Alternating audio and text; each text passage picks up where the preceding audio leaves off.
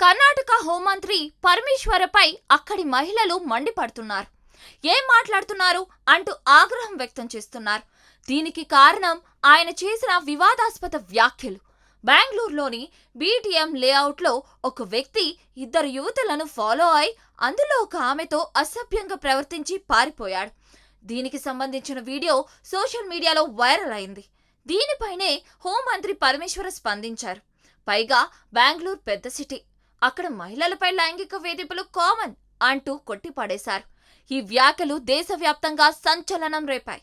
మంత్రి వ్యాఖ్యలతో సంచలనంగా మారిన బెంగళూరు లైంగిక వేధింపుల కేసు పోలీసులు సీరియస్ గా తీసుకున్నారు.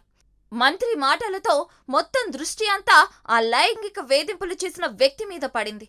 దాంతో బెంగళూరు పోలీసులు ఈ కేసును సీరియస్ గా తీసుకున్నారు.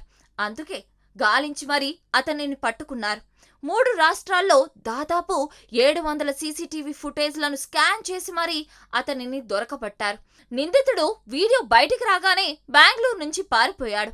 కేరళలో ఓ మారుమూల గ్రామంలో తలదాచుకున్నాడు. పోలీసులు అతనిని జల్లెడ వేసి మరీ పట్టుకున్నారు. నిందితుడు 26 ఏళ్ల సంతోష్ అనే వ్యక్తి అని సంఘటన జరిగిన వెంటనే గుర్తించారు. అతను నగరంలో జాగ్వార్ షోరూంలో పనిచేసేవాడని తెలుసుకున్నారు. ఘటన జరిగిన తర్వాత అతను బెంగళూరు నుంచి తమిళనాడులో హుసూర్ పారిపోయాడు. ఆ తర్వాత సేలం, కోజికోడ్కు వెళ్లాడు.